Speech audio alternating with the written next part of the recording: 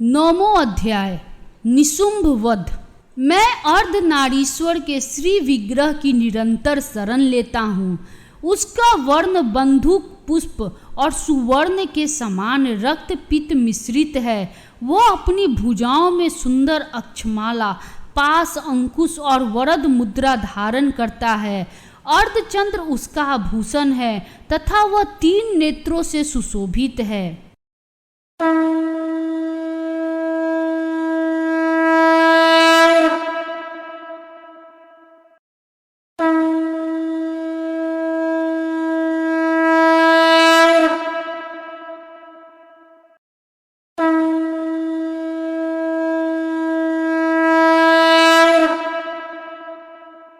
राजा ने कहा, भगवान, आपने रक्त बीज के वध से संबंध रखने वाला देवी चरित्र का यह अद्भुत महात्म्य मुझे बतलाया। अब रक्त बीज के मारे जाने पर अत्यंत क्रोध में भरे हुए शुंभ और निशुंभ ने जो कर्म किया उसे मैं सुनना चाहता हूँ। ऋषि कहते हैं, राजन, युद्ध में रक्त बीज तथा अन्य दैत्यों के मारे जाने पर शुंभ और निशुंभ के क्रोध की सीमा न रही। अपनी विशाल सेना इस प्रकार मारी जाती देख निशुंभ अमर्ष में भरकर देवी की ओर दौड़ा। उसके साथ असुरों की प्रधान सेना थी। उसके आगे पीछे तथा पार्श्व भाग में बड़े बड़े असुर थे जो क्रोध से ओठ चबाते हुए देवी को मार डालने के लिए आए। महापराक्रमी शुंभ भी अपने सेना के साथ मातृगणों से युद्ध करके क्रोधवश चंडिका को मारने के लिए आ पहुंचा। तब देवी के साथ शुंभ और निशुंभ का घोर संग्राम छिड़ गया। वे दोनों दैत्य मेघों की भांति बाणों की भयंकर वृष्टि कर रहे थे। उन दोनों के चलाए हुए बाणों को चंडिका ने अपने बाणों के समूह से तुरंत काट डाला और सहस्त्र समूहों की वर्षा करके उन दोनों दैत्यपतियों के अंगों में भी चोट पहुंचाई। निशुंभ ने तीखी तलवार और चमकती हुई ढाल लेकर देवी के श्रेष्ठ वाहन सिंह के मस्तक पर प्रहार किया। अपने वाहन को चोट पहुंचने पर देवी ने क्षुरप्र नामक बाण से निशुंभ की श्रेष्ठ तलवार तुरंत ही काट डाली और उसकी ढाल को भी, जिसमें 8 चांद जरे थे, खंड खंड कर दिया। ढाल और तलवार के कट जाने पर उस असुर ने शक्ति चलाई, किंतु सामने आने पर देवी ने चक्र से उसके भी 2 टुकड़े कर दिए। अब तो निशुंभ क्रोध से जल उठा और उस दानव ने देवी को मारने के लिए शूल उठाया, किंतु देवी ने समीप आने पर उसे भी मुक्के से मारकर चूर्ण कर दिया। तब उसने गदा घुमाकर चंडी के ऊपर चलाई, परंतु वह भी देवी के त्रिशूल से कटकर भस्म हो गई।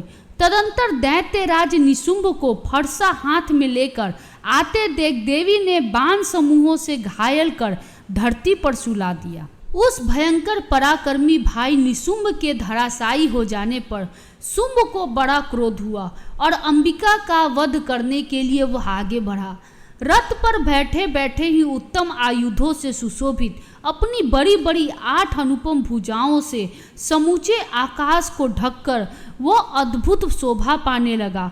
उसे आते देख देवी ने शंख बजाया और धनुष की प्रत्यंचा का भी अत्यंत दुस्सह शब्द किया। साथ ही अपने घंटे के शब्द से, जो समस्त दैत्य सैनिकों का तेज नष्ट करने वाला था, संपूर्ण दिशाओं को व्याप्त कर दिया।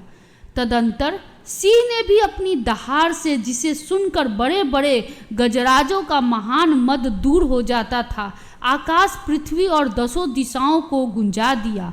फिर काली ने आकाश में उछलकर अपने दोनों हाथों से पृथ्वी पर आघात किया। उससे ऐसा भयंकर शब्द हुआ जिससे पहले के सभी शब्द शांत हो गए। तत्पश्चात शिवदूती ने दैत्यों के लिए अमंगलजनक अट्टहास किया। इन शब्दों को सुनकर समस्त असुर थर्रा उठे, किंतु शुंभ को बड़ा क्रोध हुआ। उस समय देवी ने जब शुंभ को लक्ष्य करके कहा, ओ दुरात्मा, खड़ा रह, खड़ा रह, तभी आकाश में खड़े हुए देवता बोल उठे, जय हो, जय हो। शुंभ ने वहां आकर ज्वालाओं से युक्त अत्यंत भयानक शक्ति चलाई। अग्निमय पर्वत के समान आती हुई उस शक्ति को देवी ने बड़ी भारी लूके से दूर हटा दिया। उस समय शुंभ के सिंहनाद से तीनों लोक गूंज उठे। राजन, उसकी प्रतिध्वनि से वज्रपात के समान भयानक शब्द हुआ, जिसने अन्य सब शब्दों को जीत लिया। शुंभ के चलाए हुए बाणों के देवी ने और देवी के चलाए हुए बाणों के शुंभ ने अपने भयंकर बाणों द्वारा सैकड़ों और हजारों टुकड़े कर दिए। तब क्रोध में भरी हुई चंडिका ने शुंभ को शूल से मारा। उसके आघात से मूर्छित हो वह पृथ्वी पर गिर पड़ा।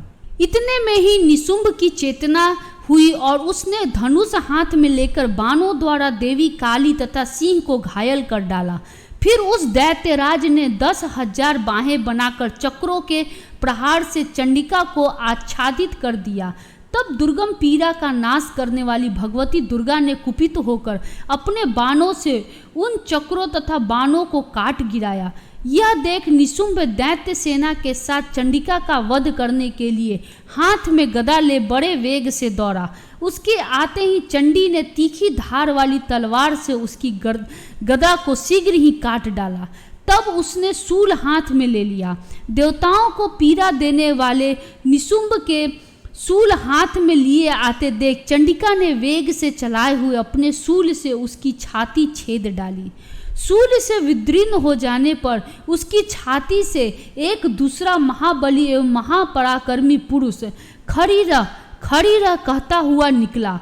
उस निकलते हुए पुरुष की बात सुनकर देवी ठठाकर हंस पड़ी और खड्ग से उन्होंने उसका मस्तक काट डाला। फिर तो वह पृथ्वी पर गिर पड़ा। तदंतर सिंह अपनी दाढ़ों से असुरों की गर्दन कुचलकर खाने लगा। यह बड़ा भयंकर दृश्य था। उधर काली तथा शिवदूती ने भी अन्य देवताओं का भक्षण आरंभ किया। कौमारी की शक्ति से विदीर्ण होकर कितने ही महादैत्य नष्ट हो गए।